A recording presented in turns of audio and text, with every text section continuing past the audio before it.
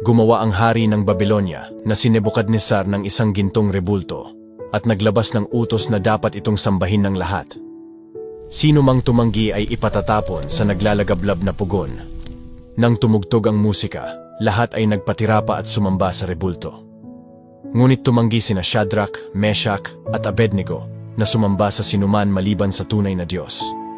Nagangit-ngit ang hari at iniutos na itapon sila sa naglalagablab na pugon.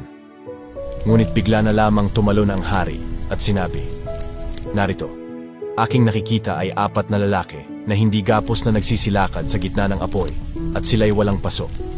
At ang anyo ng ika-4 ay kawangis ng isang anak ng mga Diyos."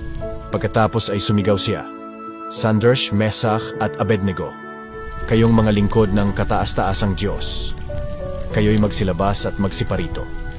At lumabas ang 3 lalaki mula sa apoy na hindi nasaktan. Kapag nahaharap tayo sa mga pagsubok, dapat tayong patuloy na maniwala sa Diyos at magtiwala na tutulungan niya tayo. Naniniwala ka ba?